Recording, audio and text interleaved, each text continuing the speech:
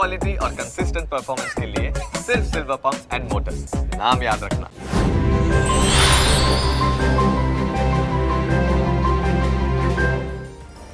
સ્વાગત છે આપનું આજની વિશેષ રજૂઆતમાં. હું યોમિક આપની સાથે. દિવાળીની તમને અને તમારા ફેમિલીને ખૂબ ખૂબ શુભકામનાઓ.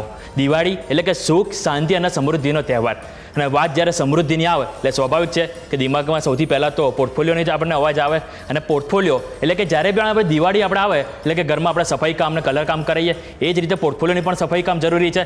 પોર્ટફોલિયોની સફાઈ કામ એટલે કે પોર્ટફોલિયોમાં એવા સ્ટોક એડ કરો કે જેમાં વેલ્યુ હોય, કે જે આવનારા સમયમાં કંઈક ઓપોર્ચ્યુનિટી હોય, અને એવા સ્ટોક કે જેમાં ઓલરેડી ઓવર વેલ્યુ હોય અને કે જેમાં નફો સારો થતો હોય, એને આપણે નફો બાંધવો પણ જરૂરી છે. કેમ કે આજનું માર્કેટ જે છે એ આપણને એ તો સમજાવી જ રહ્યું છે કે સમયે નફો બાંધવો ઘણો જરૂરી છે. તો આજે આપણે એ જ ચર્ચા કરીશું કે આ દિવાળીથી લઈને આવતી દિવાળી સુધી આપણે કયા સ્ટોક છે અને કયું સેક્ટર છે કે જેના ઉપર આપણે ફોકસ કરવું જોઈએ અને તમારા પોર્ટફોલિયોમાં એને જગ્યા આપવી જોઈએ. તો આવો આપણે વેલકમ કરીએ મોનેક નેટવર્ક કેપિટલના અર્પણ શાહ અને કેપી ઇક્વિટીઝના કવન પટેલને. સર, સૌથી પહેલાં તો આપ બંનેનું ખૂબ ખૂબ સ્વાગત છે અને આ બંનેને દિવાળીની ખૂબ ખૂબ શુભકામનાઓ. હવે આપણે જોયું કે માર્કેટની આપણે વાત કરીએ તો સૌથી પહેલાં તો તમારી સાથે છે લાસ્ટ દિવાળી હતું ત્યાંથી લઈને અત્યાર સુધીનું તમને વાત કરવા માગીશ. તો આપણે માર્કેટમાં નજર કરી હોય તો ઘણા અપડાઉન આપણને જોવા મળ્યા. જેવી કે ઇવેન્ટ વાઇઝ તમને વાત કરું તો આપણે ઇલેક્શનને જે પોલ કરાયા કે એમાં આપણને સારી એવી મોટી તેજી જોવા મળી. જે બાદ બીજા દિવસ આપણને ઇલેક્શનના રિઝલ્ટમાં સારી એવી મોટી આપણને ડાઉનસાઇડ પણ જોવા મળી. પછી આપણને સારા એવા નવા રેકોર્ડ હાઈ જોવા મળ્યા. અને એના બાદ અત્યારે આપણે છેલ્લા 2 મહિનાના નોટિસ કરીએ તો એફઆઈ તરફથી તદ્દન વેચવાલી જોવા મળી છે. એટલે આ બધું નોટિસ કરતાં પણ આપણને સારી એવી તેજી જોવા મળી છે. અને ઓલમોસ્ટ વાત કરું તો નિફ્ટીએ 26.5% આપણને રિટર્ન આપ્યું છે. અને બેંક નિફ્ટીની વાત કરું તો એમાં પણ આપણને 19 થી 20% આપણને તેજી જોવા મળી છે. એટલે આટલું આપણને અપસાઇડ જે જોઈ એના બાદ પણ આપણને સારું રિટર્ન મળ્યું છે. અને ઇન્વેસ્ટમેન્ટના સેગમેન્ટની વાત કરીએ તો આવું રિટર્ન તો આપણને મોસ્ટલી બીજા કોઈ સેગમેન્ટમાં જલ્દી ના મળી શકે. તો આપણે આવો સૌથી પહેલાં અર્પણ સાહેબ તમારી સાથે વાત કરવા માગીશ કે આપણે જે તમે નિફ્ટી અને બેંક નિફ્ટીની જર્નીને તમે કઈ રીતે મૂલવી રહ્યા છો પાસ્ટ પરફોર્મન્સને, sir? So first of all તમને અને બધા દર્શક મિત્રોને હેપી દિવાળી અને નવા વર્ષ અને નવા સંવતની ખૂબ ખૂબ શુભકામનાઓ. સો લાસ્ટ યરથી આ વર્ષની અગર આપણે વાત કરીએ તો લાસ્ટ યરથી અત્યાર સુધી 19,500થી લઈને આપણે જે 26,200 સુધીના જે ઓલ ટાઈમ હાઈ બનાવ્યા હતા, ઓક્ટોબરના સ્ટાર્ટિંગમાં 26,200 સુધીના હાઈસ બનાવ્યા હતા. એ દરમિયાન અગર તમે જુઓ તો રશિયા યુક્રેન વોર હજુ પણ કન્ટિન્યુ ચાલી રહ્યું છે. લાસ્ટ ઓક્ટોબરથી જે હમસનું અને જે ઇઝરાયલનું જે ઇસ્યુઝ જે ચાલી રહ્યા છે એ પણ માર્કેટે એબ્ઝોર્બ કરી દીધું હતું. એ પછી જે બીજેપીની જે સીટ્સનું જે એક્સપેક્ટેશન હતું લોકસભા ઇલેક્શનમાં એ ઓછી આવવા છતાં પણ માર્કેટે એક દિવસનું કરેક્શન આપ્યું હતું, પરંતુ એ પછી એક નવા રેકોર્ડ હાઈ તરફ તમને જતા જોવા મળ્યા હતા. તો ઓવરઓલ માર્કેટમાં મોમેન્ટમ લાસ્ટ 1 યરમાં ઘણું સ્ટ્રોંગ રહ્યું છે. મોર દેન 25%ના રિટર્ન આફ્ટર કરેક્શન પણ અગર તમે જુઓ તો મોર દેન 25%ના રિટર્ન સિન્સ લાસ્ટ સંવત તમને આવતા જોવા મળ્યા છે. બેંક નિફ્ટીમાં 16-17%ના રિટર્ન આવતા જોવા મળ્યા છે. અને સેક્ટર સ્પેસિફિક પણ અગર આપણે વાત કરીએ તો ઓટો, રિયાલિટી સેક્ટર, એ બધામાં મોર દેન 50%ના રિટર્ન તમને આવતા જોવા મળ્યા છે. સો લાસ્ટ 1 યરમાં જે રિટર્ન આવ્યા છે એ ઘણા એક્સેપ્શનલ રિટર્ન છે. હિસ્ટોરિકલી અગર આપણે વાત કરીએ તો નિફ્ટી જનરલી 12-13%ના કેગરથી વધતી હોય છે, પરંતુ લાસ્ટ 1 યરનું રિટર્ન તમે એક એક્સેપ્શનલ રિટર્ન ગણી શકો છો. અને નેક્સ્ટ યરમાં જે કરંટ લેવલથી અગર તમે જુઓ તો ચાન્સીસ બહુ હાઈ છે કે તમને થોડું એક મેજર રિટર્ન ના મળે, પરંતુ એક કોન્સોલિડેશન કાઇન્ડ ઓફ મોમેન્ટમ તમને through out the year continue થતું જોવા મળી શકે છે. નિફ્ટી 23,000થી 26,000 જે એક બ્રોડર રેન્જ જે છે એ બ્રોડર રેન્જમાં તમને કોન્સોલિડેટ થતી જોવા મળી શકે છે. અને ચાન્સીસ છે કે તમને થોડું વોલેટિલિટી પણ આ વર્ષમાં આવતી જોવા મળી શકે છે, because going towards the end of the year તમને યુએસ ઇલેક્શનમાં ના રિઝલ્ટ્સ આવતા જોવા મળશે. તો એ દરમિયાન પણ તમને થોડી વોલેટિલિટી પીક થતી જોવા મળી શકે છે.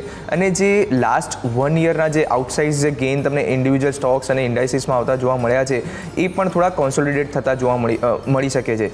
તો નેક્સ્ટ 1 યર માટે અગર તમે ઇન્વેસ્ટમેન્ટનું કોઈ કોશિશ કરો છો તો તમે એક સ્ટોક્સ સ્પેસિફિક તમે ઇન્વેસ્ટમેન્ટ અપ્રોચ રાખી શકો છો rather than index specific. You need to be extremely selective in the stock selection, because અગર તમે ઓવરવેલ્યુડ અને ઓવરબોટ કન્ડિશનવાળા સ્ટોક્સ અગર તમે બાય કરો છો તો ચાન્સીસ બહુ હાઈ છે કે તમે નેક્સ્ટ એક વર્ષમાં રિટર્ન નહીં મળે. તો જ્યાં આગળ વેલ્યુ છે, ગ્રોથ છે, ટેકનિકલી સારા એવા સપોર્ટથી બાઉન્સ બેક કરી રહ્યો છે, એ બધા સ્ટોક્સ પર તમે ફોકસ રાખીને ઇન્ડિવિજ્યુઅલ સ્ટોક સ્પેસિફિક તમે સ્ટોક સિલેક્ટ કરી શકો છો. ઓકે, તમે એકદમ તદ્દન સાચી વાત કહી છે. તો કવન સર, તમારી પાસે હું આવીશ અને તમારી સાથે હું જાણવા માંગીશ મિડ કેપ અને સ્મોલ કેપની લઈને તમારી પાસે જર્ની. કારણ કે આપણે જોયું હોય તો પાછલા 1 વર્ષમાં સૌથી વધુ રોકાણકારો પૈસા કમાવ્યા હોય તો મિડ કેપ અને સ્મોલ કેપ શેર છે. ભલે લોકોએ માર્કેટમાં કહ્યું કે મિડ કેપ સ્મોલ કેપથી દૂર રહેવું જોઈએ, પરંતુ એ બે જ સેક્ટર એવા હતા કે જેમાં આપણને સારા એવા પૈસા લોકોને બનતા જોવા મળ્યા છે. તો તમે કઈ રીતે જોશો સર મિડ કેપ અને સ્મોલ કેપને અને લાસ્ટ પરફોર્મન્સને લઈને, અને આવનારા સમયમાં તમે કેવી રીતે જોઈ રહ્યા છો સર?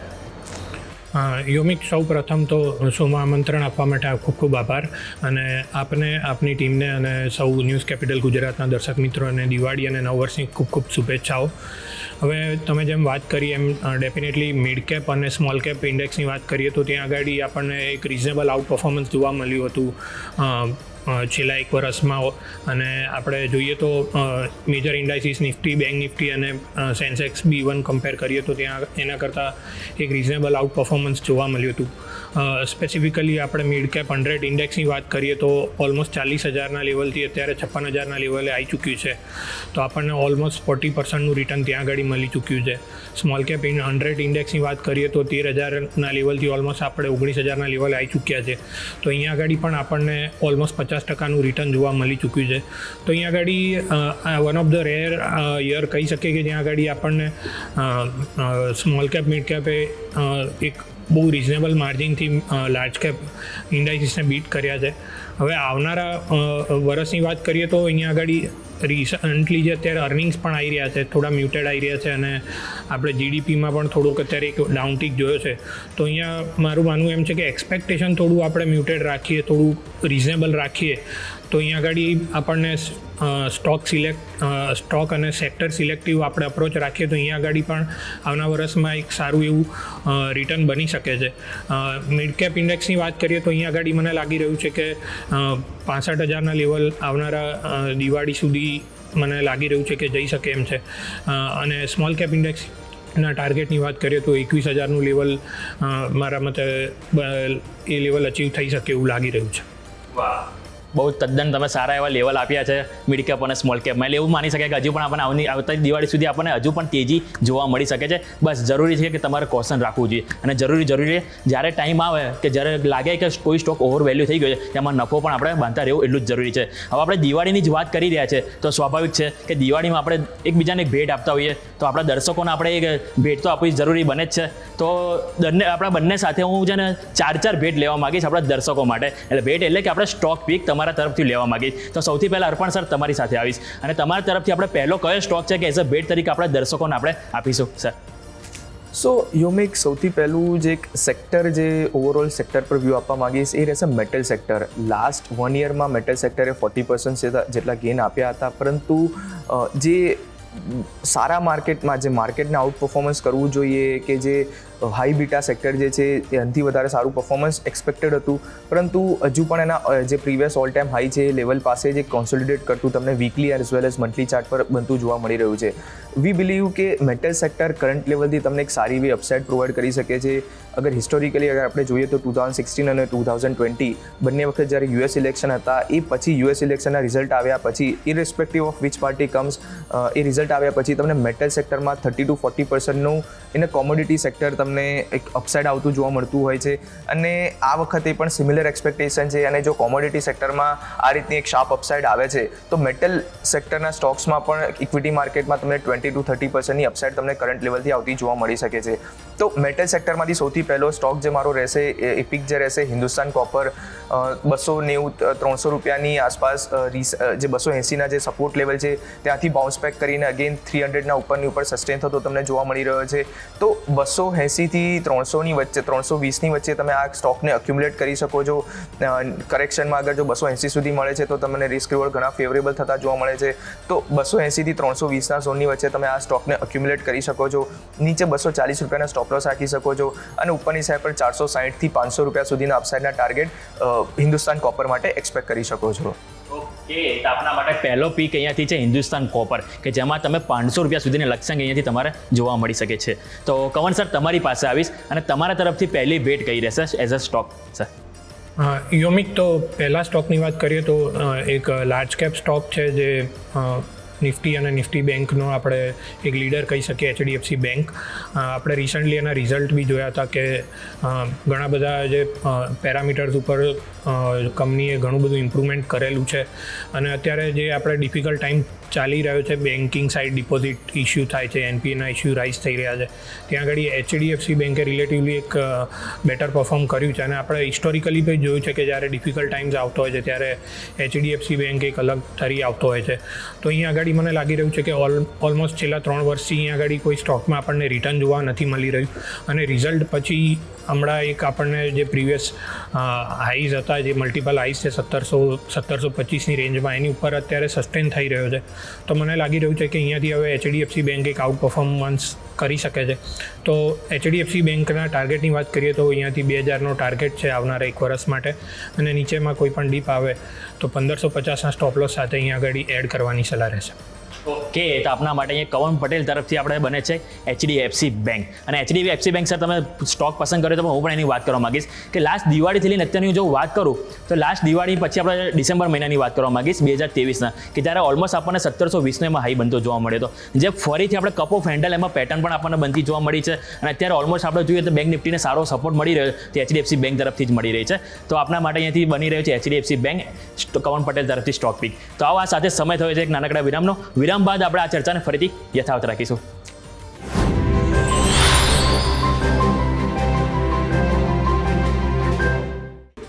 બ્રેક બાદ આપણું સ્વાગત છે.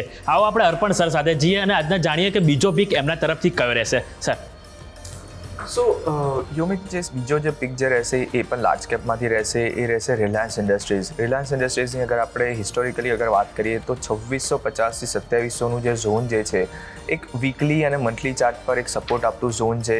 એવરી ટાઈમ આ ઝોન પર આવે છે ત્યારે તમને એ ઝોન પરથી તમને બાઇંગ ઇન્ટરેસ્ટ આવતું જોવા મળતું હોય છે.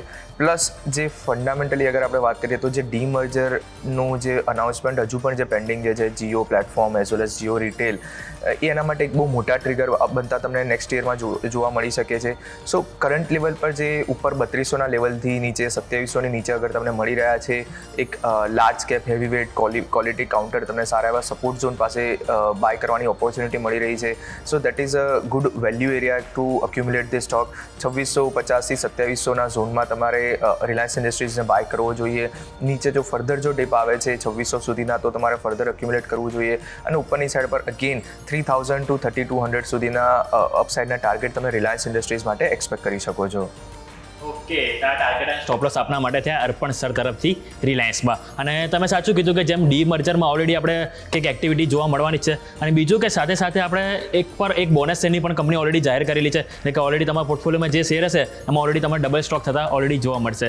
તો આવો આપણે કવન સર સાથે જઈએ અને જાણીએ કે એમના તરફથી બીજો સ્ટોક ગિફ્ટ એસા કઈ રહેશે. યોમિક, તો આજનો મારો જે સેકન્ડ પિક છે એ ફાર્મા સેક્ટરનો large cap stock doctor Reddy laboratories રહેશે. તો આપણે રિસન્ટ છેલ્લા 1 વર્ષમાં આપણે જોઈએ તો ફાર્મા કંપનીઝ ઘણું સારું કરી રહી છે ઓવરઓલ. અને ડૉક્ટર રેડીઝની વાત કરીએ તો એક લાર્જ કેપ નેમ છે, પ્લસ આપણે વેલ્યુએશન વાઇઝ જોઈએ તો રિઝનેબલ 19ના પી પર ટ્રેડ થઈ રહ્યો છે. પ્લસ ROC આપણે જોઈએ તો લાર્જ કેપ ફાર્મા સ્ટોકમાં હાઈએસ્ટ ક્લોક કરી રહ્યા છે. અને સ્ટોકમાં આપણે જોઈએ તો ફાર્મા સેક્ટરનું ઓવરઓલ આપણે વાત કરીએ તો યુએસમાં જે આપણે ઇન્ટરેસ્ટ રેટ હાઈક જોયો છે તો એના લીધે ત્યાંની મેન્યુફેક્ચરિંગ જે ત્યાં આગળ સ્લોડાઉન આવ્યું છે અને એ લોકો આઉટસોર્સ કરી રહ્યા છે. તો ઓવરઓલ એના લીધે ઇન્ડિયામાં એ લોકો ડિમાન્ડ સારી એવી આવી રહી છે. પ્લસ ચાઇના +1નો પણ બેનિફિટ થતો હોય છે ફાર્મા કંપનીઓને. એટલે ઇન્ડિયામાં ફાર્મા કંપનીનો આઉટલુક અમારો ઓવરઓલ સારો છે અને એમાં ડૉક્ટર રેડીઝ અમારી પીક રહેશે એમાં. તો ડૉક્ટર રેડીઝની અગર આપણે લેવલ્સની વાત કરીએ તો નીચેમાં સ્ટોકમાં 6300થી 6500 લેવલના એક મલ્ટિપલ સપોર્ટ છે. તો એ લેવલ પર કોઈ પણ ડીપ આવે એની નજીક તો ત્યાં આગળ મારી સલાહ રહેશે કે એડ કરવાની સલાહ રહેશે. અને ઉપરમાં 7800 સુધીનો 1 વર્ષનો ટાર્ગેટ રહેશે ડૉક્ટર રેડીઝ લેબોરેટરી. ઓકે, તો ડૉક્ટર રેડ્ડીમાં અહીંયાથી તમારા માટે સલાહ બની રહી છે 7800ના લક્ષ્યાંક માટે, એટલે કે દરેક ઘટાડ અહીંયાથી ખરીદીની સલાહ બની રહી છે. અને સાચું કીધું કે જેમ નિફ્ટી ફાર્મા કે ઘણું સારું પરફોર્મન્સ જોવા મળ્યું છે. અગર હું એને જે લાસ્ટ 1 યરની પર પરફોર્મન્સની વાત કરું લાસ્ટ દિવાળીથી આ દિવાળી સુધીમાં, તો એ કંપની ઓલમોસ્ટ 50%થી વધુ રિટર્ન અહીંયાથી આપણે નિફ્ટી ફાર્મામાં જોવા મળ્યું છે. તો ગુડ પિક છે સર. તો અર્પણ સર તમારી પાસે હું આવીશ અને તમારા તરફથી ત્રીજો સ્ટોક પિક કયો રહેશે એ જાણીશું સર. સો યોમિક જે થર્ડ સ્ટોક પિક જે છે એ સ્મોલ કેપ સેક્ટરમાંથી છે. રિસેન્ટલી અમારી કંપનીએ એક ફંડામેન્ટલ રિપોર્ટ પણ આ કંપની માટે બહાર પાડ્યો હતો. એ છે હિટકો લોજિસ્ટિક. ટેકનિકલી અગર આપણે સૌથી પહેલાં વાત કરી લઈએ તો technically daily weekly as well as monthly chart પર એક સ્ટ્રોંગ હાયર ટોપ હાયર બોટમ સ્ટ્રક્ચર સાથે કરન્ટલી ટ્રેડ થતો તમને જોવા મળી રહ્યો છે. એવરી ટાઈમ આ કાઉન્ટરમાં તમને માઇનર કરેક્શન ઓર ડીપ આવતા જોવા મળે છે. એ પછી તમને એક સ્ટ્રોંગ બાઇંગ ઇન્ટરેસ્ટ ફરીથી ઇમર્જ થતું જોવા મળતું હોય છે. અને જે સેટઅપ જે છે ઘણું સ્ટ્રોંગ છે. જે લાસ્ટ 4 થી 5 દિવસમાં જે સ્મોલ કેપ અને મિડ કેપમાં જે કરેક્શન આવ્યું છે એ દરમિયાન આ સ્ટોક 400ના લેવલથી નીચે 350 સુધીના લેવલ સુધી અચીવ કરતો જોવા મળ્યો છે. અને જે કરંટ લેવલ છે એ લેવલથી અગેન અપસાઇડ મોમેન્ટમ રિઝ્યુમ કરે એવું લાગી રહ્યું છે. સો કરન્ટલી 370 390ના ઝોનમાં તમે એને બાય કરી શકો છો. નીચે 320 સુધીના અગર ડીપ આવે છે તો ફર્ધર તમે આ કાઉન્ટરમાં એડિશન કરી શકો છો. નીચેની સાઈડ પર 240ના સ્ટોપ લોસથી તમે 6 થી 8 મહિના માટે આ સ્ટોક હોલ્ડ કરી શકો છો. અને ઉપરની સાઈડ પર 600 to 650 સુધીના અપસાઇડના ટાર્ગેટ એક્સપેક્ટ કરી શકો છો.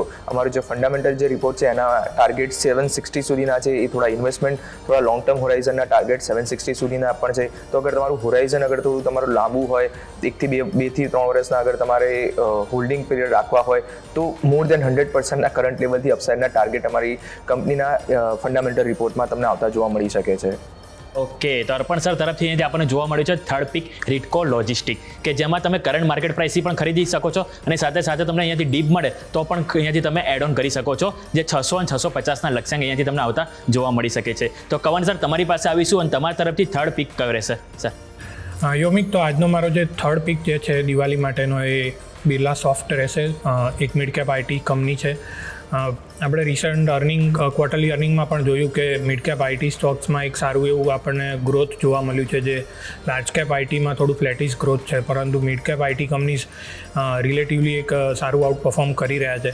તો બિરલા સોફ્ટની સ્પેસિફિકલી વાત કરીએ તો એક રિઝનેબલ ગ્રોથ કરી રહ્યું છે. વેલ્યુએશન પણ રિઝનેબલ લાગી રહ્યા છે. 25ના પી પર સ્ટોક ટ્રેડ થઈ રહ્યો છે.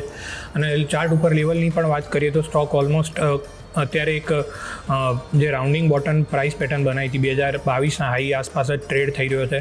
તો આપણે જોઈએ તો 2 વર્ષમાં અહીંયા એક રિટર્ન બન્યું નથી, પ્લસ અર્નિંગ વેલ્યુએશન પર છે. અને આવનારા ક્વાર્ટર્સ આઈટી સ્ટોક માટે અમારું માનવું છે કે એક સારું એવું આઉટ પરફોર્મન્સ કરી શકે છે. જે રીતે આપણે યુએસમાં પણ રેટ કટ થતા જોયા છે, જે બેનિફિટ હોય છે આઈટી સ્ટોક્સને માટે. તો અહીંયા આગળ એક સપોર્ટ પર ટ્રેડ થઈ રહ્યો છે સ્ટોક. મારું માનવું છે કે 540ના સ્ટોપ લોસથી બિરલા સોફ્ટ બાય કરવો જોઈએ અને ઉપરમાં 850ના ટાર્ગેટ છે 1 વર્ષ માટે. ઓકે, તો કવન સર તરફથી આપણા માટે બની રહી છે third stock pick Birlasoft, કે જેમાં તમને 800 રૂપિયા સુધીના અહીંયાથી લક્ષ્યાંક જોવા મળી રહે છે. અને તમે સાચું કીધું સર કે અહીંયાથી આપણને જે મિડ કેપ આઈટી કે જેમાં આપણને સારું એવું પરફોર્મન્સ જોવા મળ્યું છે. ઇવન આપણે લાસ્ટ 1-2 મહિનાની પણ વાત કરીએ તો માર્કેટને જે સાચવવાના અને જે અપસાઇડ લઈ જવાના પ્રયત્નો પણ આપણને સતત આઈટી તરફથી વધારે જોવા મળ્યું છે. અને એમાં પણ સ્પેસિફિક મિડ કેપ આઈટી તરફથી આપણને સારો એવો સપોર્ટ માર્કેટને મળી રહ્યો છે. તો આ સાથે સમય થયો છે એક નાનકડા વિરામનો, અને વિરામ બાદ ચર્ચાને આપણે યથાવત રાખીશું.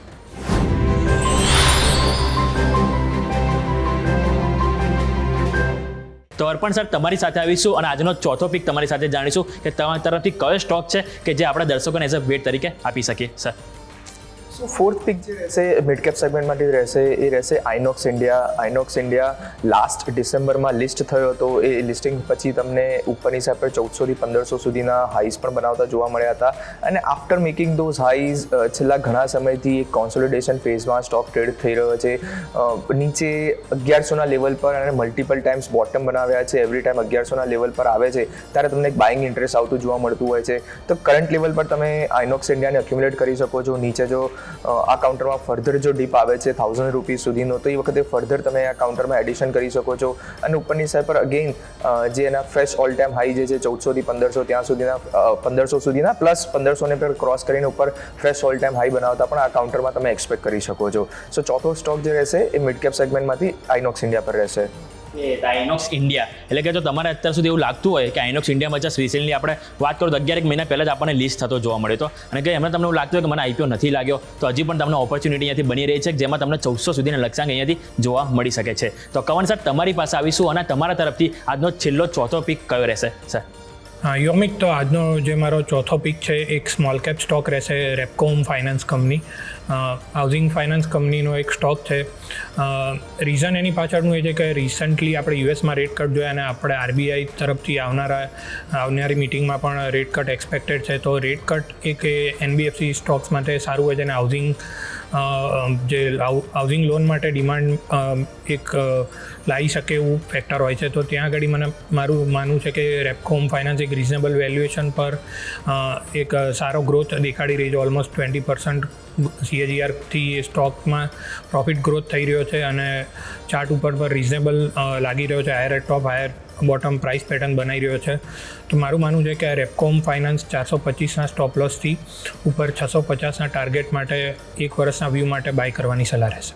ઓકે, એક વર્ષના વ્યૂ માટે જો તમે બાય કરવા માંગતા હો તો તમારા માટે એ છે રેપકો હોમ ફાઇનાન્સ કે જેની ઉપર તમે ફોકસ કરી શકો છો. હવે આપણે સ્ટોક સ્પેસિફિક તો ઘણી વાત કરી લીધી કે આપણે બંને આપણે ગેસ તરફથી આપણે ચાર પીક આપણે અહીંયાથી લીધા કે જેને તમે અહીંયાથી પોર્ટફોલિયોમાં એડ કરવા માંગતા હો તો તમે અહીંયાથી એના ઉપર ફોકસ કરી શકો છો. હવે આપણે સેક્ટર સ્પેસિફિક તમારી સાથે વાત કરવા માંગીશ કારણ કે સર આપણે સેક્ટર સ્પેસિફિક જોયું હોય તો આપણે લાસ્ટ એક વર્ષનું પરફોર્મન્સની વાત કરું તો આપણે ઓવરઓલ ઓલમોસ્ટ 5 થી 6 સેક્ટર એવા છે કે જેમણે 50%થી વધારે રિટર્ન આપ્યું છે. ખાસ કરીને નિફ્ટી પીએસ એટલે કે સરકારી કંપનીઓ કે જેમાં આપણે સારા એવા પૈસા લોકોને બનતા જોવા, કે રેલવે કંપની હોય કે પછી ઓઇલ એન્ડ ગેસ હોય. બીજું કે Nifty oil and gas, Nifty realty, Nifty pharma, આ 4 થી 5 સેક્ટર એવા હતા કે જેમાં આપણને ઓલમોસ્ટ 50 થી 78% સુધીનું રિટર્ન આપણને એમાં જોવા મળ્યું છે. તો તમે સર આ દિવાળીથી લઈને આવતી દિવાળી સુધી તમે એવા કયા સેક્ટર છે કે જેની ઉપર તમને લાગી રહ્યું છે કે આવું જ પરફોર્મન્સ આપણને આવતા એક અઠવાડિયે કે આપણે એક વર્ષ સુધી આપણને અહીંયાથી જોવા મળી શકે છે એવું સર તમારા ફોકસમાં કયું રહેશે? તો સૌથી પહેલાં કવન સર તમારી સાથે જો આવીશ કે તમે કયું સેક્ટર છે કે જે આવનારા વર્ષમાં તમે જોઈ રહ્યા છો કે પરફોર્મ સારું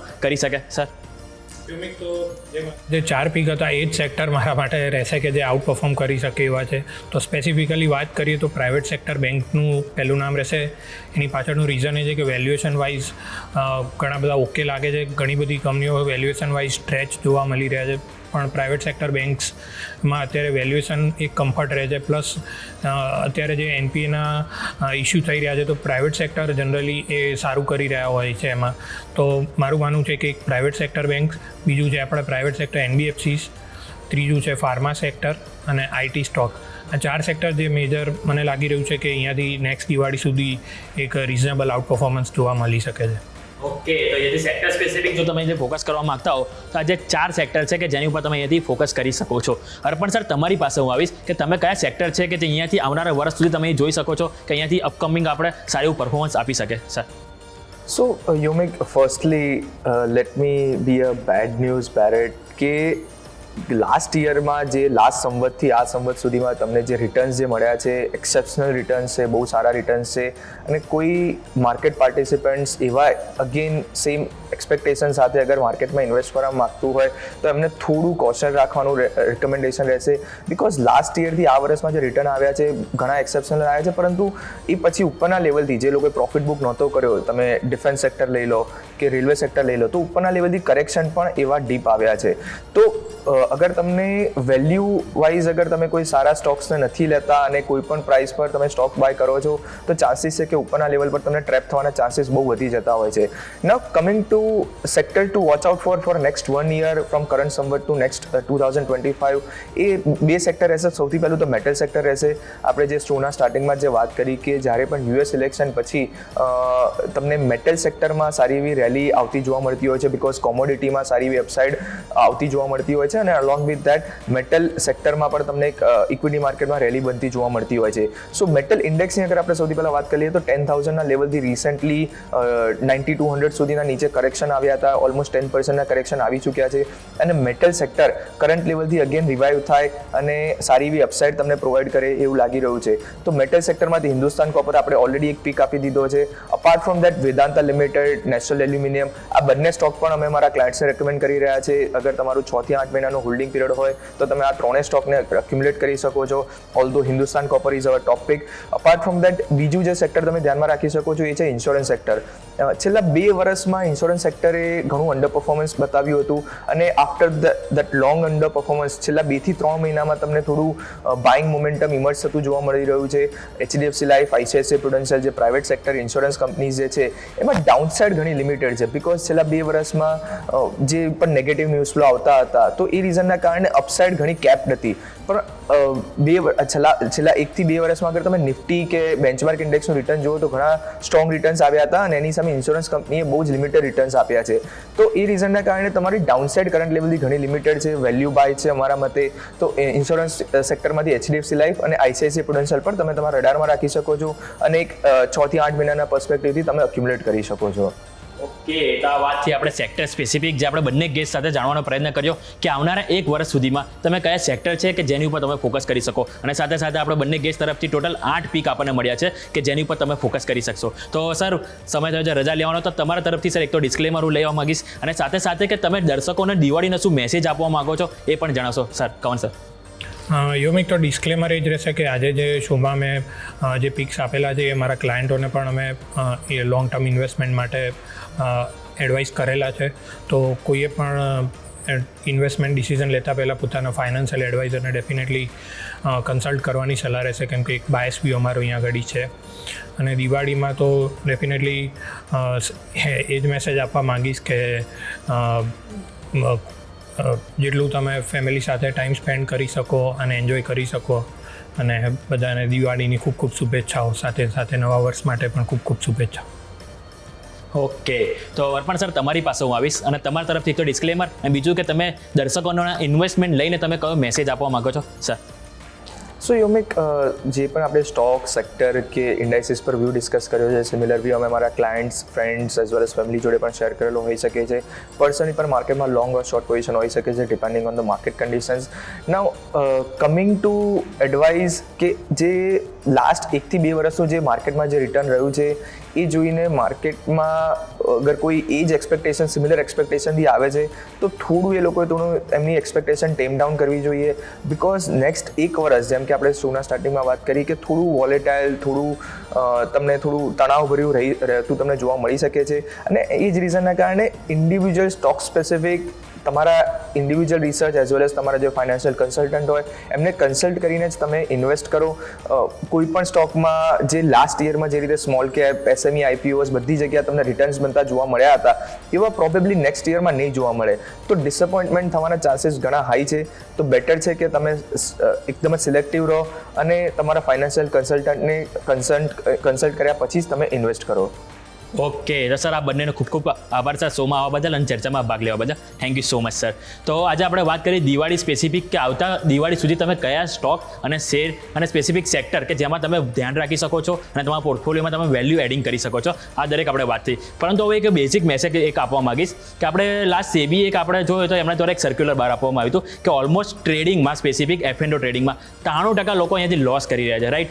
તો હું તમને એક એ જ મેસેજ આપવા માંગીશ, જો તમે હજી નવા ઇન્વેસ્ટર હો માર્કેટમાં અને તમે હજી એન્ટ્રી જસ્ટ ન્યૂ લીધી હોય અને તમે માર્કેટનું હજી નોલેજ નથી અને તમે બીજાના આધાર ઉપર તમે કરી રહ્યા હો, તો તમારે સૌથી પહેલાં તમારે નોલેજ લેવું જોઈએ. અને બીજું સાથે કે તમે એઝ અ ઇન્વેસ્ટમેન્ટ તરીકે માર્કેટને જુઓ, એઝ અ ગેમ્બલિંગ કે ટ્રેડિંગમાં તમે જે એકદમ ગેમ્બલિંગ તરીકે જુઓ છો એવી રીતે તમે ના જુઓ. તમે એઝ અ ઇન્વેસ્ટમેન્ટ તરીકે તમે એક્સપિરિયન્સ કરો, એ બાદ તમે એઝ અ ટ્રેડિંગ તરીકે તમે એમાં એન્ટ્રી લો, તો તમને સ્ટોક માર્કેટ સારા એવા પૈસા અહીંયાથી તમને બનાવીને આપી શકે છે. તો આ સાથે જ આ વિશેષ રજૂઆતમાં બસ આટલું જ. મને યોમિકને આપશો રજા અને આગળના અપડેટ માટે જોતા રહો ન્યૂઝ કેપિટલ ગુજરાત.